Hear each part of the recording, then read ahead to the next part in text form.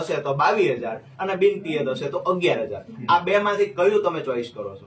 જેટલું નુકસાન હશે એ પ્રમાણે તો સાંભળો 2 હેક્ટર જમીન છે, 33% થી વધારે નુકસાન છે તો એને ગુઠાનું મળે. સાહેબ દાવા સાથે કહું છું, રાજુ કરપડા તમારી ઓફિસમાં બીજી વાર ન આવે, નિયમો વાંચી લેજો, નિયમો વાંચી લેજો. આખા રાજ્યમાં આ રીતે અરે આખા રાજ્યમાં તમારા જેવા અધિકારીઓ જ પાટપીટી છે. તમને નિયમોની ખબર નથી, અમારે કોની પાસે સલાહ લેવા જવાની? રાજુ કરપડા ફરી તમારી ઓફિસમાં ન આવે, જાણી લેજો. 33% કરતા વધારે નુકસાન હોય તો પિયત વિસ્તાર છે તો એમાં 22,000 હેક્ટરે મળવા પાત્ર, બિન પિયત હોય તો 11,000 રૂપિયા. પછી ક્ષેત્રફળ જેટલું ઓછું આવે તો એ પ્રમાણે વળતર ઘટે. હવે તમે તો ટકાવારી જાણે, અહીંયા કોઈ માપકનું યંત્ર છે ટકાવારી માપવાનું? નિયમો તમે જાણતા નથી. તમે એવું કહેશો તો 66% વળતર મળે. ક્યાં છે પરિપત્ર? બતાવો મને, બતાવો પરિપત્ર. હું દાવા સાથે કહું ફરી તમારી ઓફિસમાં ક્યારેય ન આવું.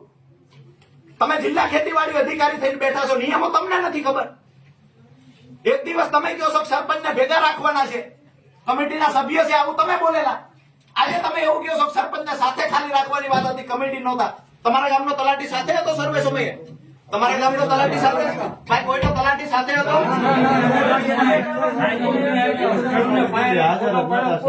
ખબર જ નથી સર્વે કરી ગયા. ગ્રામ સેવકો પાસે મંગાવો, અમે જોઈ લઈએ.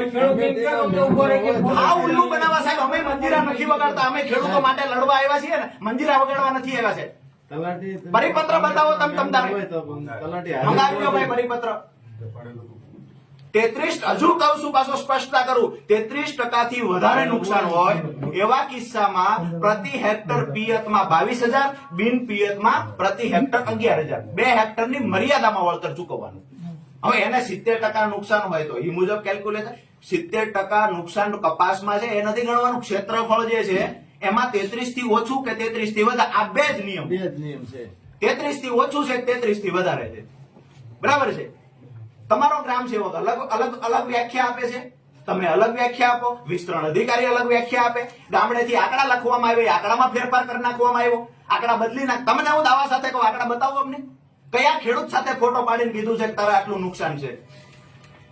સાહેબ અમારી સ્પષ્ટ વાત છે, કોના આધારે ખેડૂત સાથે છેતરપિંડી થઈ આ માહિતી અમારે જોઈએ છે. આમાં અમારે કાયદાકીય લડવાનું થાય તો લડશું છે. બાકી અમારું ક્ષેત્રફળ અમારે 2 હેક્ટરમાં નુકસાન હોય તો અમને વળતર શા માટે અડધા હેક્ટરનું મળે? જેટલું નુકસાન હોય એટલું મળે. સાહેબ આ નુકસાન નક્કી કોણ કરશે? નુકસાન નક્કી કોણ કરશે?